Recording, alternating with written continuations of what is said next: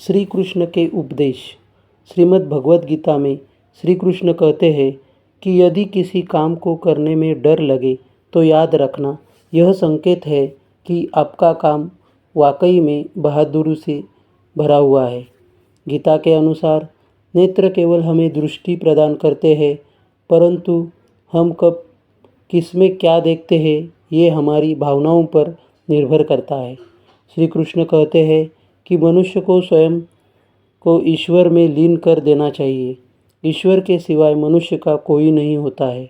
इसके साथ ही यह मानकर कर्म करना चाहिए कि वह भी किसी का नहीं है।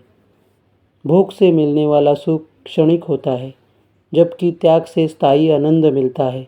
श्री कृष्ण कहते हैं कि सत्संग ईश्वर की कृपा से मिलता है, परंतु कुसंगति में भी मनुष्य अपने कर्मों से पड़ता है। गीता के अनुसार जीत और हार आपकी सोच पर निर्भर करती है। मान लो तो हार होगी और ठान लो तो जीत होगी। दोस्तों, यह श्री कृष्ण उपदेश आपको कैसे लगे?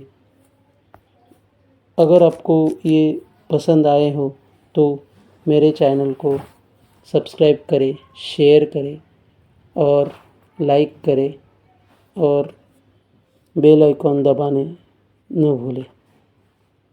भगवान श्री कृष्ण का संदेश धर्म और कर्म।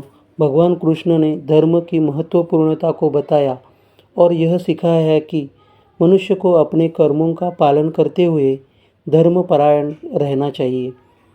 कृष्ण ने भक्ति की महत्वपूर्णता को बताया। वे यह सिखाते हैं कि भक्ति और प्रेम के माध्यम से भगवान के पास पहुंचा जा सकता है।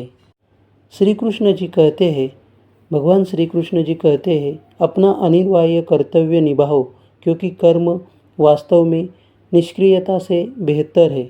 जो लोग केवल कर्म के फल की इच्छा से प्रेरित होते हैं वे दुखी होते हैं, क्योंकि वे जो करते हैं उसके परिणामों के बारे में लगातार चिंतित रहते हैं। भगवान श्री कृष्ण से हमें यह सीख मिलती है कि ईश्वर होकर भी साक्षी भाव से दृष्टा बने, सब स्वीकारते हुए सहज बने रहे।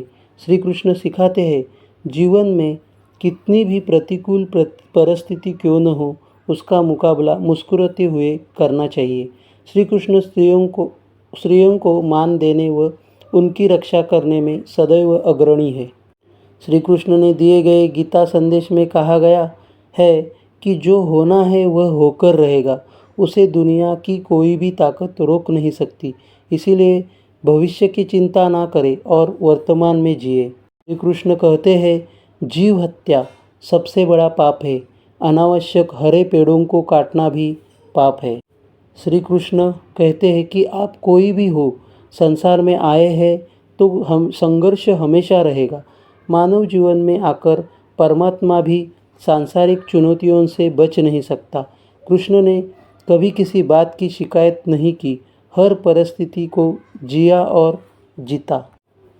श्री कृष्ण जी कहते हैं, गीता का उद्देश्य ही परमात्मा के ज्ञान, आत्मा के ज्ञान और सृष्टि विधान के ज्ञान को स्पष्ट करना है। गीता वास्तव में चरित्र निर्माण का सबसे बड़ा और उत्तम शास्त्र है। उसके माध्यम से भगवान ने कहा है कि चरित्र कमल पुष्प समान संसार में रहकर और श्रेष्ठ कर्मों से बनेगा कि घर बार छोड़ने और कर्म संन्यास क्रियाएं करने से। दोस्तों, भगवान श्री कृष्ण जी से मिले हुए संदेश को लाइक करें, शेयर करें और मेरे चैनल को सब्सक्राइब करें। धन्यवाद।